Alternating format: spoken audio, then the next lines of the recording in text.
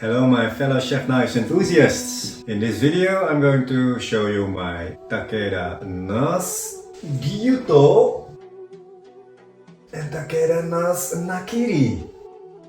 I am going to review these knives just after 1 month of using them. Takeda Hamono was founded in 1920 and since 1951 has operated out of a workshop in Nimi, Japan. Third generation master blacksmith Shosui Takeda hand forges knives and tools using mainly the high carbon steel known as Aogami Super. Aogami Super Steel can be heat treated to a level of hardness that can hold a durable, razor-sharp edge far longer than stainless or even other high carbon steel. Takeda crafts the blades with a technique called sunline. The central core of the blade, the part that becomes the edge, is made with a harder steel, whereas the two outer edges beyond that point are made up of a milder, more pliable steel. This method of creating blades combines the best aspects of both varieties of steel. The hard metal steel at the center of the blade provides it with a sharp, sheer edge that's perfect for slicing and cutting, whereas the milder steel surrounding it gives the blade shock resistance and helps prevent the blade from shattering, which is a common problem with blades made of pure hard steel. The way metalsmiths pick out which steel to use for the center and the outer portion is based on their carbon density. The more carbon in the steel, the harder it is. Once the proper varieties of steel are found, the harder metal will be sandwiched between two equivalent slabs of the milder metal. Then they are forged to bond them together. If done properly, sharpening the blade will just barely expose the central, harder steel to create the shear edge, whereas the milder, more shatter-resistant metal creates a defensive coat around it. The stainless cladding makes this knife far less vulnerable to corrosion and pitting than 100% high carbon steel versions.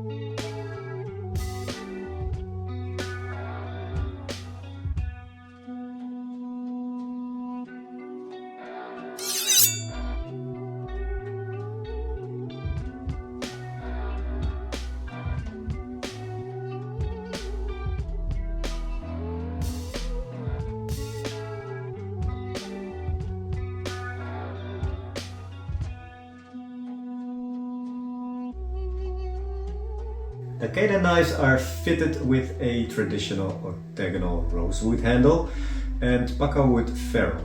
The epoxy filler where the tang joins the handle looks protective and flawless.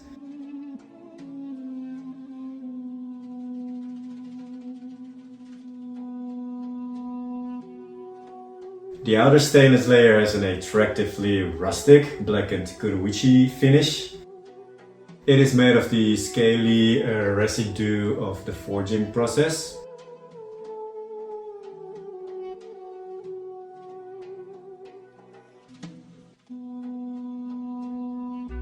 The blackened cladding is etched with the maker's marks and a small, subtle heart.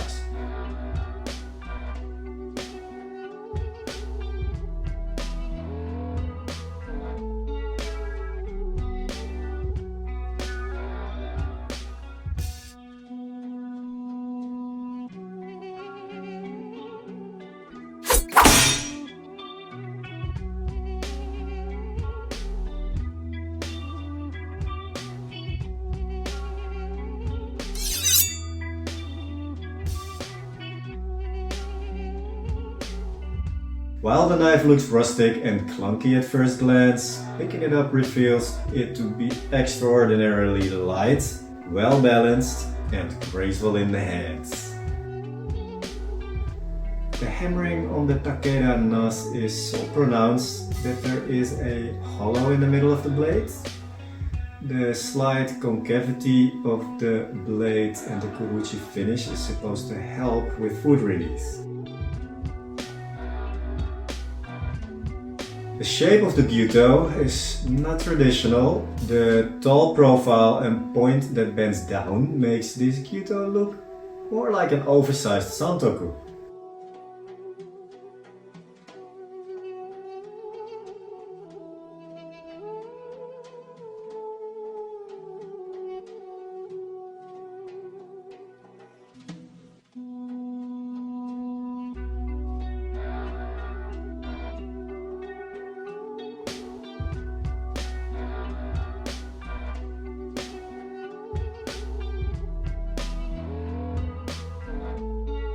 The craftsmanship of this knife is evident straight out of the box.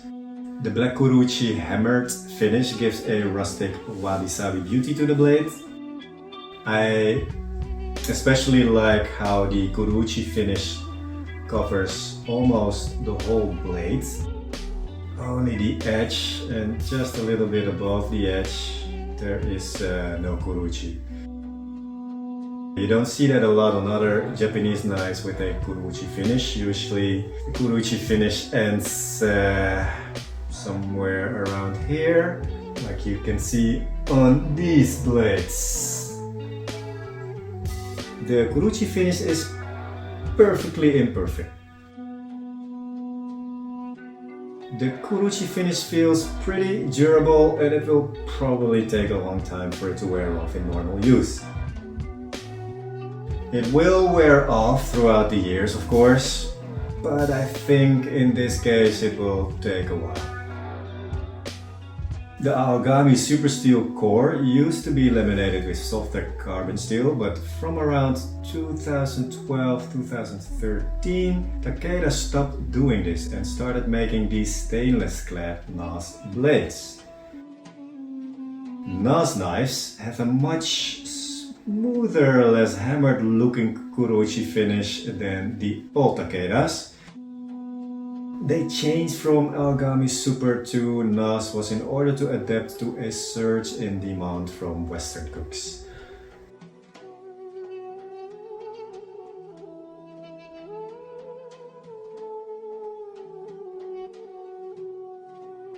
Takeda blades are, well, some would say impossibly thin, but nothing is impossible, except when it is, of course.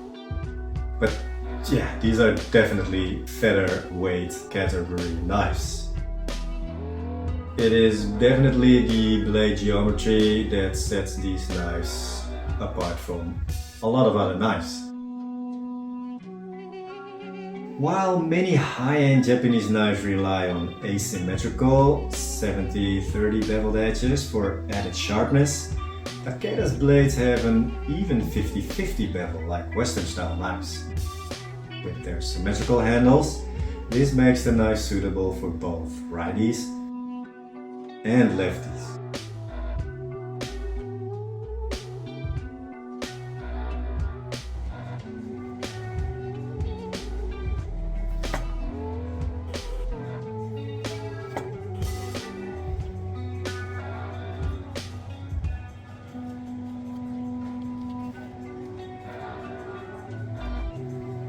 If you have big hands, the height of this Gyuto should alleviate any knuckle damage by 100%.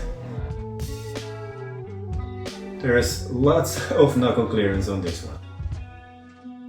With anything small, slick, or likely to slip out of one's hand, like a small shallot, scallion, or chili pepper, the Takeda grips, it holds, and it cuts.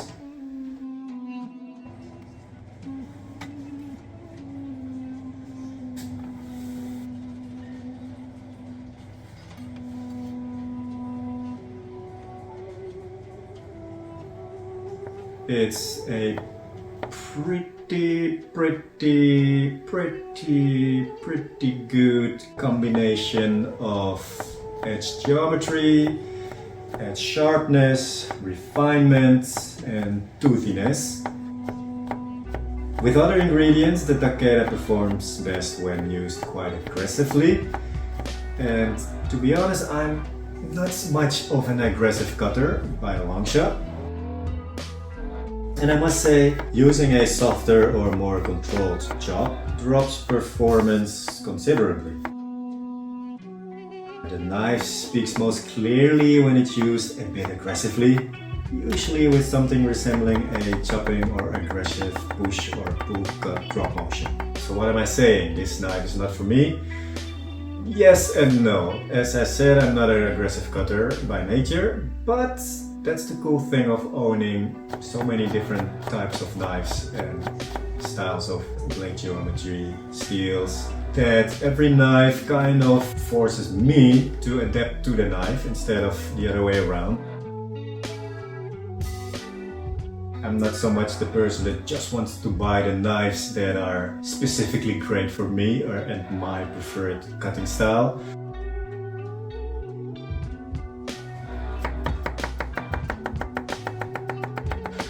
I also like to be a chef that is capable to adapt to his tools. So it's nice for me to have two blades now that forces me to just cut a little bit more aggressively. So I guess I will reach for these knives when I'm a bit in a hurry, which I usually never am in the kitchen because I'm good at time management and I work very fucking fast. But once in a while, I have to cut something really fast in between doing so many other stuff. So I guess it's nice to have these Takedas because then I can just aggressively, quickly cut what I need instead of just taking my time and do everything very precisely and neatly. That being said, the thin blade might be too delicate for heavy use in a professional kitchen. On the other hand, I think this is a knife that could really shine in professional kitchens, where the added aggression is both part of the workplace sometimes and also a way to adjust muscle use to avoid fatigue. And also because edge retention is clearly a non-issue for this Takeda.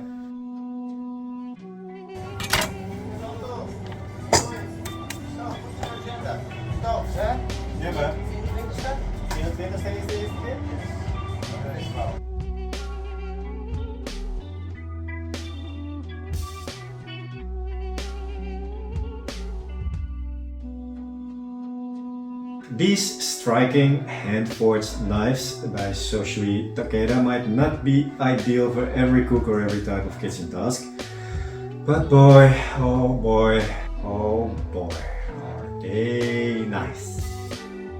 Every serious knife nerd should have one of these, in my opinion.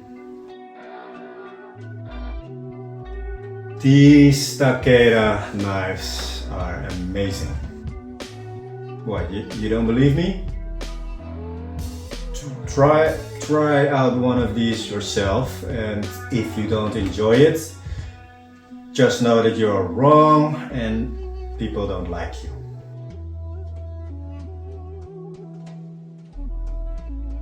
In my experience, they are mesmerizingly beautiful, functional works of art.